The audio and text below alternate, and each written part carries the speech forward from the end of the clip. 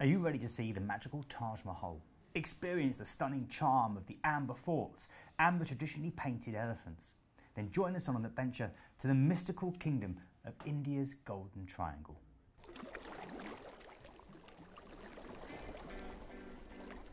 Hello and welcome to episode 93 of Planet Cruise Weekly. I'm Keith, and of course I'm joined by my seafaring brother Glenn Wallace. Mr. Cruise. Mr. Cruise, you all right? Cruise. I'm very good, thank you. Where are we off to today then? Where are we taking our guests around the world today? Well, today actually we're going to look at, it's not technically a cruise. You get there by cruising or as part of a cruise, but we're looking at the Golden Triangle.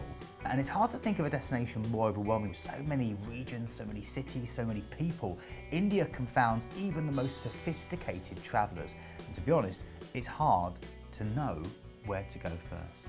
Luckily, there's a tried and true answer: India's Golden Triangle, comprising New Delhi, India's capital, as well as the site of the Taj Mahal, Agra and the pink city of Jaipur. The Golden Triangle packs some of the country's greatest hits into a manageable package. It's most often a 6-night land tour that is combined either at the start or the end of a longer cruise that visits this area.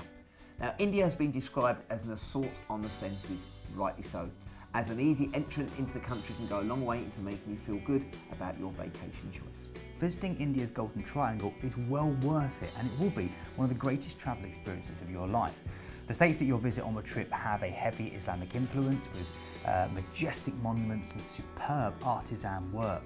The Taj Mahal is one of the 7 wonders of the world, but Delhi itself has no fewer than 3 UNESCO World Heritage Sites, and Jaipur has an astronomical observatory that will delight anyone remotely interested in the stars. And of course, astrology is still a bedrock of India's belief system. In fact, sometimes arranged marriages are still done by having your star charts and looking at them and then actually arranging a marriage over compatibility through a star chart.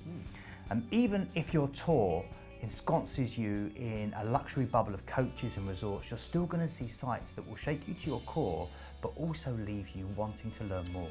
Now, people always ask, what is the best time to visit India's Golden Triangle? And the cruising season to visit is generally seen as October through to March. And February is one of the best months to go, with temperatures in the high 60s and low 70s, but by March, the weather is too humid.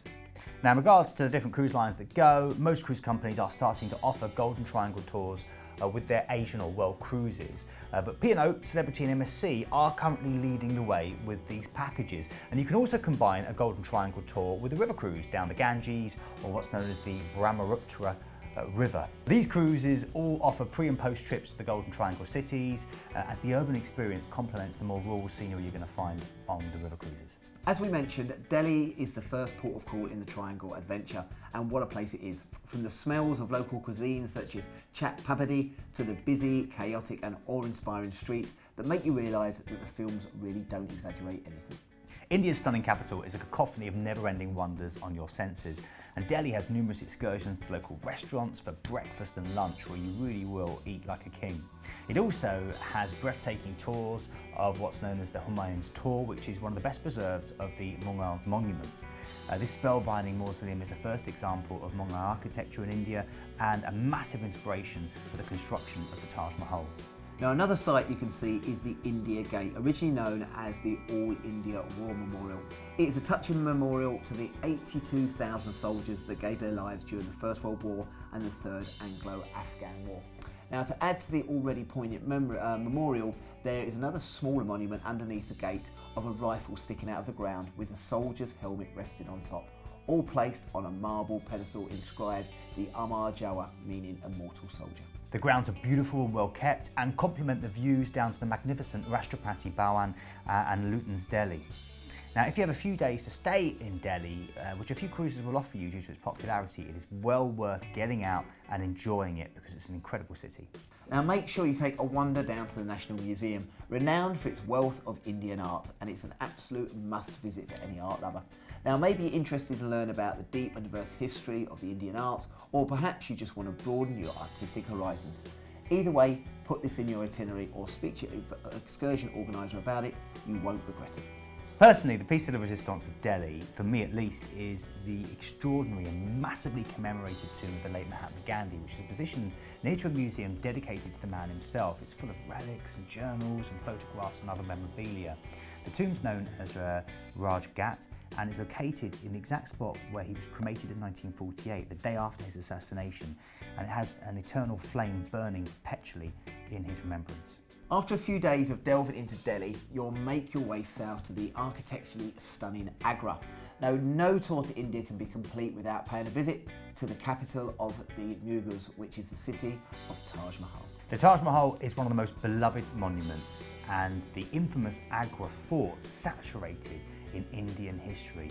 The Taj Mahal is referred to as one of the great wonders of the world, and it was built in white marble by Emperor Shah Jahan in memory of his beloved wife, Mumtaz Mahal. Many people in fact call it the greatest romantic gesture in the world. Now, the monument was commissioned in 1631 and took 20,000 artisans 22 years to complete. Thereafter, you'll visit the Agra Fort, an outstanding example of Mughal architecture and the seat and stronghold of the Mughal Empire over successive generations. Now, the best thing about having a day or two in these stunning locations is that if the cruise planned excursions do miss out on something you wanted to see, you will have spare time to visit the extra attractions via local tours or even make your own way around at your own pace. And that's really, really important because it will give you a slightly different angle on seeing India rather than just being taken around on a cosy bus. Known as the Pink City due to its love for pink terracotta, Jaipur is the next and last corner of the Golden Triangle. Now, Jaipur is the capital of the state of Rajasthan, and it's a fantastic culmination of history and beauty, personified by the awe-inspiring Taj Mahal and its distinctive appearance. So let's start with one of the many must-see locations that you're going to have a chance to visit in Jaipur, called Fatehpur Sikri. Now, Fatehpur Sikri was built in honour of the Sufi saint Sheikh Salim Christie, and its distinguished red sandstone architecture combines influences from both Hindu and Mughal architecture. And this city was abandoned due to problems with its water supply, making it pretty much unsustainable. But the Fatehpur Sikri is a truly pristine and awe-inspiring ghost town. An absolute must-see is the incredible Amber Fort, situated on the ridge just outside Jaipur city. Now, crowning the crest of the hill, the Amber Fort offers a view of the Mohata Lake and historic Old Town, located at the base of the hill. Now, originally built in 1592 AD by Rajman Singh, and although many sculptures in this part of the world have been replaced and destroyed, the Amber Fort has really stood the test of time, and it's worth every step up the hill to enjoy the wonders that it beholds.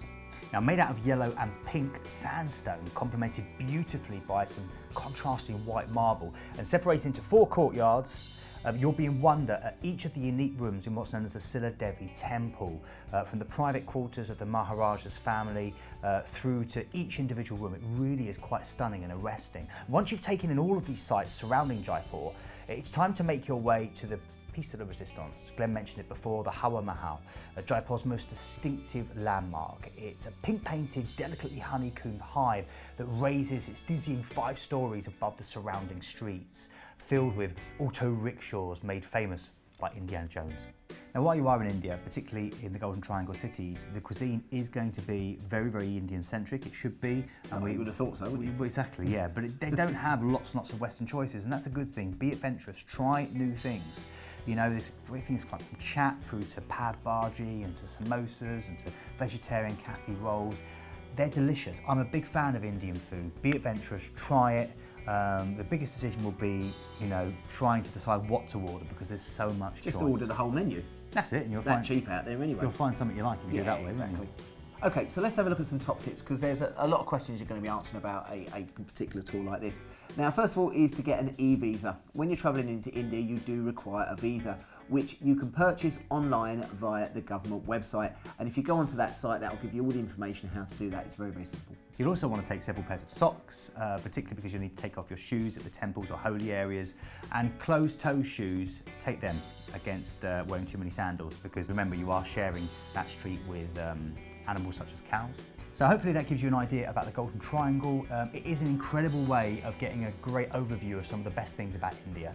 So if you are going on a world cruise, or you're on a kind of an Asian cruise which just visits a couple of Indian ports, this is a great add-on. But we do a lot of them now with Planet Cruise, where you do a Middle East cruise, so you do Dubai, but you fly down and do India first, do your trips around. We also tag in ones that go and see the tigers now as well, so you can go and see the tigers as well, and then you fly back up to Dubai or Abu Dhabi, do your 7-day or 10-day Middle East cruise and then fly home. And they're really, really good prices as well. If you've already been and you want to tell us about it, get in touch, and there's lots of ways to do that. You can contact us at hello@planetcruise.com. Check us out on Facebook and Twitter. Make sure you subscribe to our YouTube channel, and on there as well they've got the new little bell system, so click on that and that will tell you.